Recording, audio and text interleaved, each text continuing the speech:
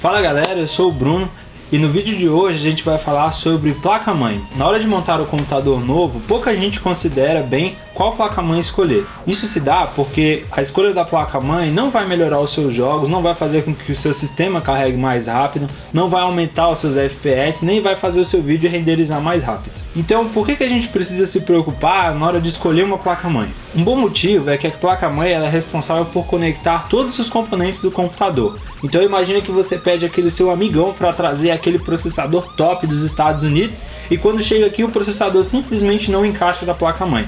Uma decepção, né? Por isso é importante escolher uma placa-mãe que satisfaça as suas necessidades, não só que suporte todos os componentes que você já tem, como processador, placa de vídeo, memória, quanto sirva bem às suas necessidades. Um dos pontos muito importantes a se levar em consideração é o socket. Socket? Mas que isso? É muito simples.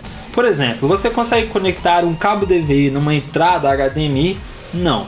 Mas por que não? As duas não servem para o mesmo propósito? Não servem para transmitir vídeo de maneira digital? Sim, as duas servem para o mesmo propósito, mas essencialmente os motivos são dois. O primeiro é que as tecnologias são diferentes e o segundo é que eles simplesmente não encaixam. O princípio por trás do processador é o mesmo. Lá na placa-mãe existe uma quantidade de pinos e o tamanho adequado para o seu processador encaixar. Então se o processador não atende os requisitos da placa-mãe, ou seja, o socket é diferente, ele simplesmente não vai encaixar e não vai funcionar. Esse princípio se aplica a todas as outras peças do computador.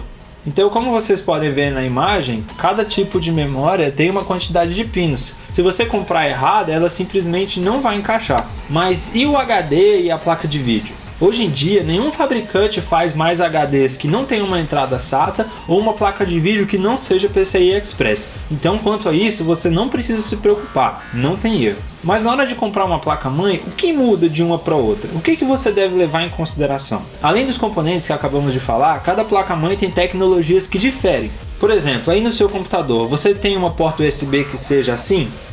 Se você tem, saiba que no seu computador você tem uma porta USB 3.0. A diferença entre a 2.0 e a 3.0 essencialmente é a taxa de transferência. Isso significa que em dispositivos compatíveis você vai poder transferir os seus arquivos de forma muito mais rápida. Mas se você não achou, isso é um sinal de que a sua placa-mãe não suporta o USB 3.0. O ponto é que o USB 3.0 é uma boa qualidade de áudio, o próprio RAID, tudo isso depende da placa-mãe. Mas chega de explicações. Qual eu devo comprar? Quanto isso vai custar? Aqui vão 3 sugestões de placa-mãe. Se você não pode ou não quer gastar muito e vai usar o seu computador somente para as atividades normais, como acesso à internet, edição de documentos, procure pela Asus H81ABR. Essa placa, apesar de ser simples, já conta com tecnologias interessantes, como uma saída HDMI, uma saída DVI, 2 portas USB 3.0 traseiras e mais 2 2.0. Por essa placa você vai pagar em volta dos R$230. A segunda sugestão que eu tenho é uma placa que eu uso no meu computador pessoal e que com certeza vai satisfazer a necessidade da maioria. Se o seu foco é jogar, editar vídeo de coisas assim, opte pela Asus Z97M Plus BR. A placa já conta com 4 slots DDR3, 2 PCI Express que suportam Crossfire, 4 portas USB 3.0 traseira e suporte para mais 2 frontais, componentes de áudio isolados da placa-mãe para evitar interferências, entre outros. Por essa placa você vai pagar em volta dos R$430. Agora, se o seu objetivo é fazer SLI e ter mais um monte de tecnologias que você provavelmente não vai usar, opte pela Gigabyte Z97X SLI. Além de todos os benefícios da Z97M Plus, essa placa ainda suporta 2 placas de vídeo. Por essa placa você vai pagar mais ou menos R$560.